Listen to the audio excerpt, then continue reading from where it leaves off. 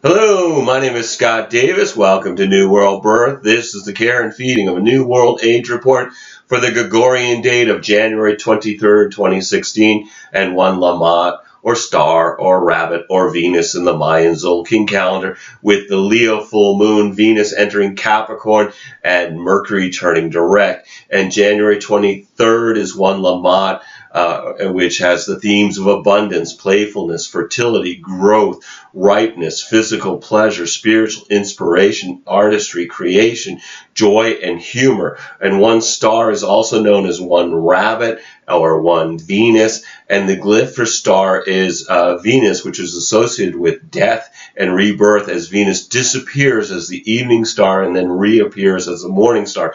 And Venus is the morning star after its inferior conjunction and before its superior conjunction. So during this phase in its orbit, the inferior conjunction is when it's in front of the sun and cannot be seen due to its close proximity to the sun, and this lasts about 8 days.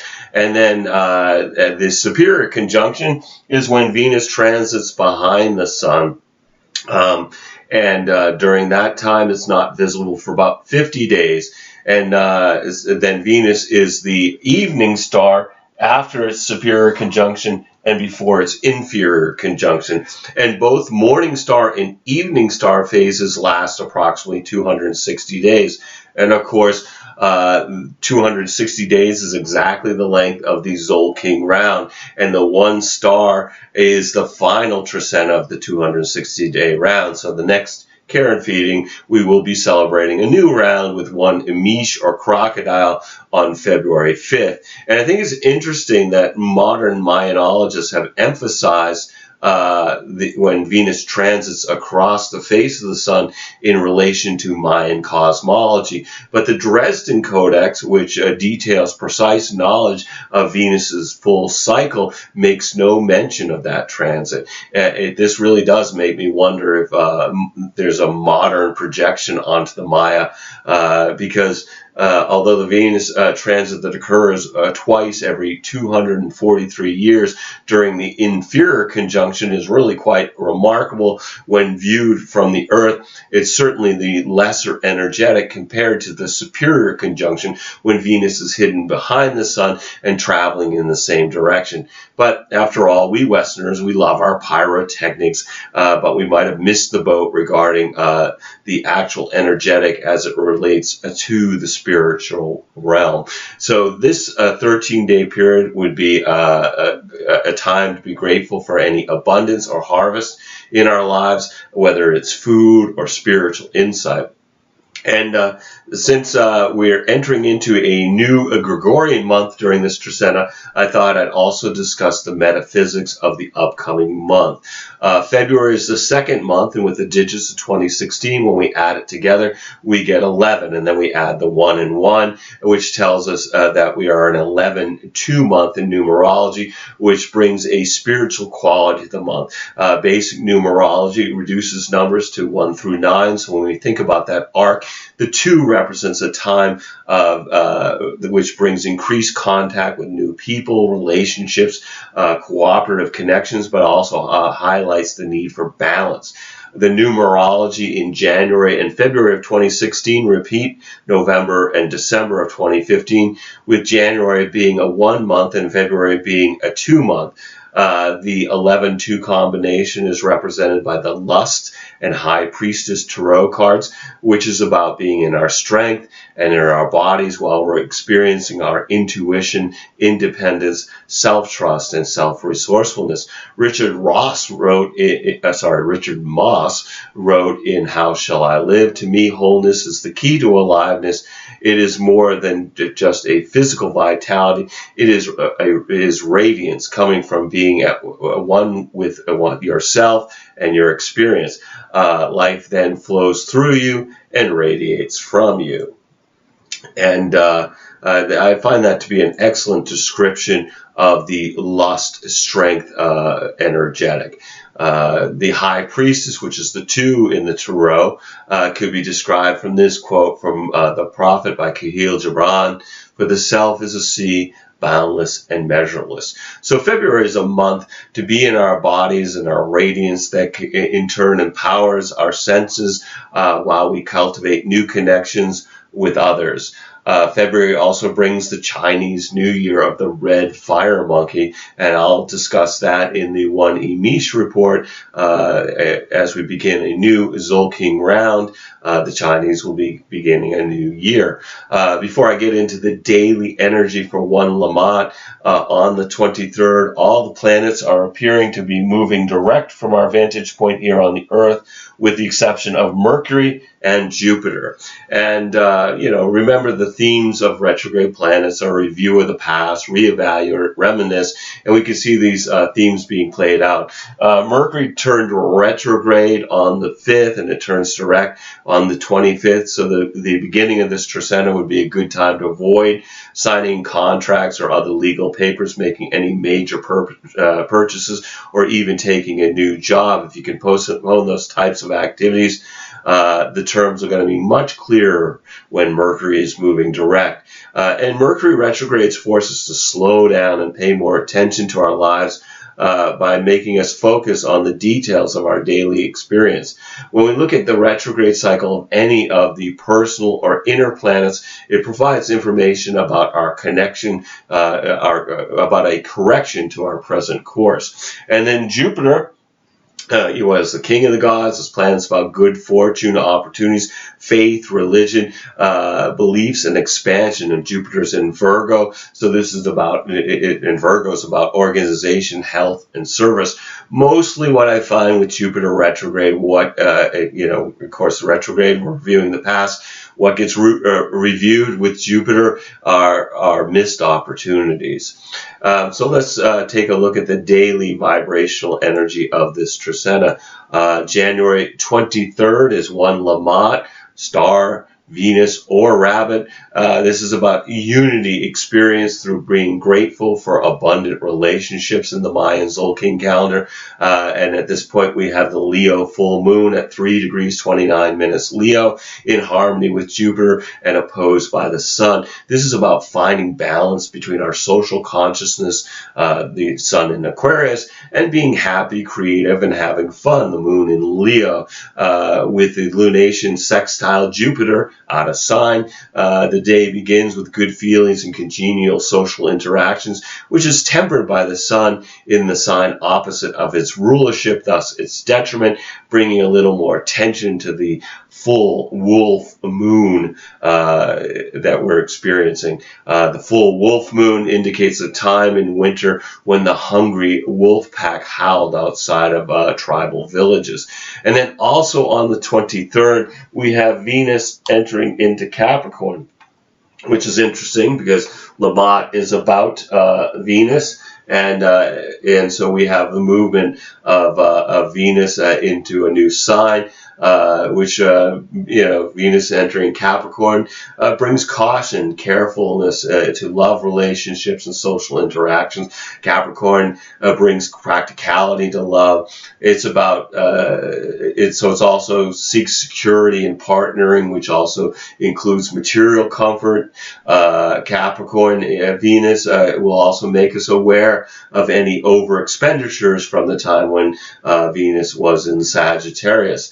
I'm not going to be covering the daily lunar activity in these reports other than new and full moons, but that information is available on the daily New World Birth Facebook posts and also on the New World Birth blog. So you can find the daily lunar information in those locations. The 24th is 2 Maluk, or offering duality experience through appreciating creation. The 25th is a 3 Ak, or dog, taking action through enjoying family and friends. And at this point, Mercury is turning direct. It's starting to round that corner so that it's appearing to move in the direction we associate that planet's move. The shift happening at 14 degrees change Capricorn, almost 15 degrees. heralding a time to implement the revision to our previous course that we became aware of from the information and experiences that we had during the retrograde cycle. It may take a few days to gain momentum, but over the next few days after it returns direct, we feel the invisible attraction to begin our new journey. The 26th is for Shawin, or monkey, which is about stability through creating something new in the Mayan Soul King calendar. January 27th is 5 Ebb, or road. This is empowerment through serving your community. The 28th is 6 Ben, or reed, or corn, which is about being in the flow through maintaining the home. January 29th is 7 Ish, or jaguar, reflection through enjoying nature in the Mayan Soul King calendar. The 30th is 8 Men, or eagle, balance through seeing from a higher perspective. And at this point, we've got Mercury conjunct Pluto at 15 degrees of Capricorn, and Mercury conjunct Pluto. This really intensifies mental activity and brings a penetrating quality to communications, along with having a critical eye for what needs to be transformed in our environment. On a mental level, there's a penetrating quality to go deep and discover the truth, in which superficiality does not cut it. This indicates a capacity to influence others and to speak with a persuasive voice. People will present opinions as facts and believe they are right and the other is wrong. Excuse me. Be careful of who you engage with under this transit, as many will make statements with no regards to the feelings of the listener, which they may interpret as threatening. This can also bring more acute powers for penetrating analysis of human nature, which is best not shared without an invitation to do so. Let's not forget that this transit is affecting everyone, so you're just as likely to be the recipient of these behaviors from others as being the perpetrator. Probably the best use of this transit is to get preoccupied with a project or idea that you can work on independently from others, and you can wait to share until another day. And while Mercury interacts also with the departing Uranus-Pluto square, we may have become aware of some area in our lives that really needs change or adjustment.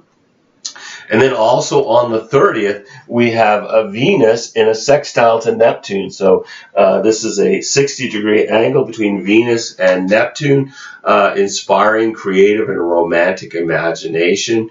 It's very nice for energy between the planet of romantic love and her higher octave planet of unconditional love. This might be a time when we experience universal love through our personal relationships. This is also very creative, imaginative energy that seeks and appreciates beauty. Exposure to art, music, or poetry could also renew our consciousness during this pleasant, dreamy fog that this transit brings. It also being a pleasant environment for such as a beautiful spot in the country being enjoyed, or a lovely garden, or looking at a majestic view. It will be very powerful during this transit. Neptune brings us a deeper sensitivity to the feelings and needs of loved ones, which is more likely which we're more likely going to want to satisfy. Some may have feelings of a soul union with another during this alignment. It's a good day to indulge in daydreams and fantasies.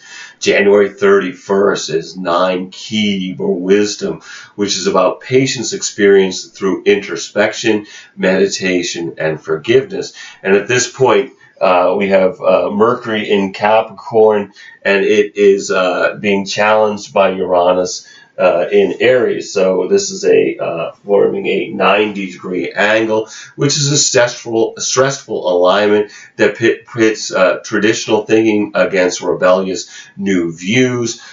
Since the outer planets tend to have more power, I believe that it's going to be rigid, conservative ideas that will be attacked, transformed, or released to make room for more innovative concepts. But of course, this is unpredictable. This is Uranus, so really anything can happen.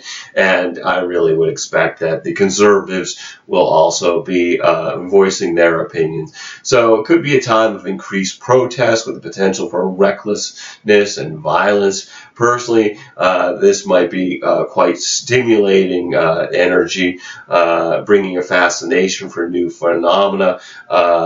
Flexibility really is the key with this transit, because the more rigid our thinking, the more nerve-wracking the effect.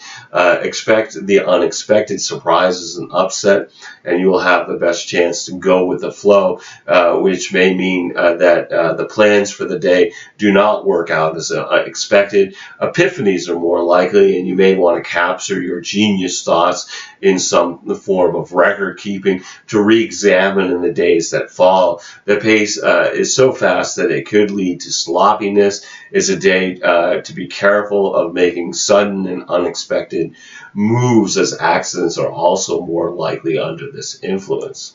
And then we got February 1st, and this is 10 Caban, or Earth manifestation through gratitude for Mother Earth in the Mayan Zolkin calendar. February 2nd is 11 Etsnob, or Flint, resolution through being introspective.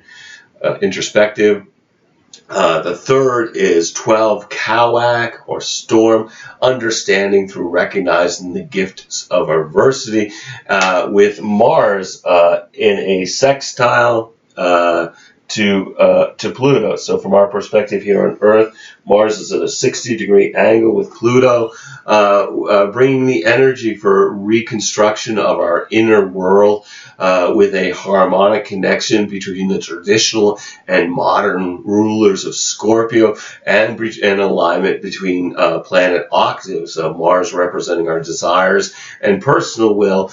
Pluto is the transcendental will of the universe and the empowerment of the authentic self. A sextile between Mars and Pluto is good for making changes in our lives and to become more effective in the world around us. This can stimulate people's ambitions without others feeling threatened. With Pluto involved, the Martian ego gets sublimated, so our efforts should be for the greater good, or will sow the seeds of our own self-undoing. This may affect our plans as unforeseen changes are made that bring improvement over the original plan.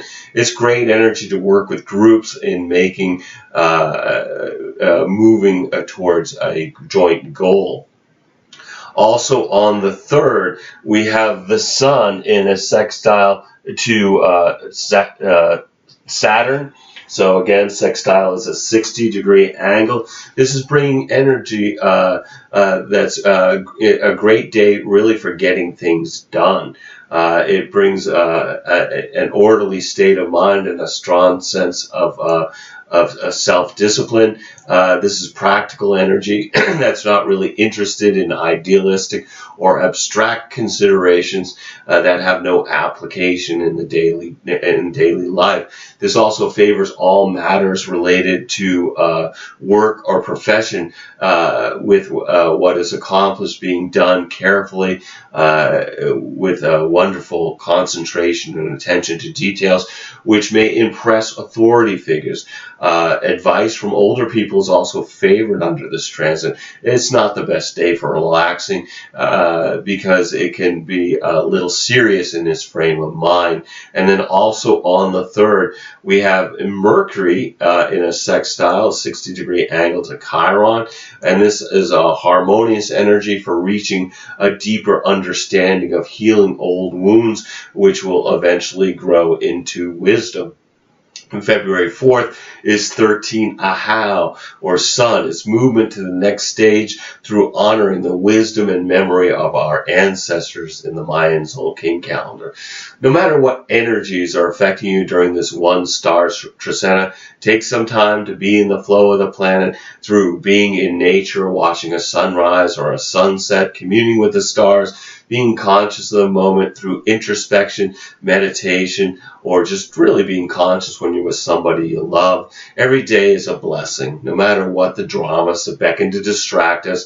I believe we're all here just giving the performance of a lifetime on this world stage. Just take some time to observe your play as well as act your part. Remember, you're a spiritual being that's having a human experience. And I want to thank you for checking out New World Birth. The next segment of the care and feeding of a new world age will be on February 5th for one Emish, or crocodile, with the Aquarius new moon, the Chinese New Year of the red fire monkey, Mercury entering Aquarius, Venus also entering into Aquarius.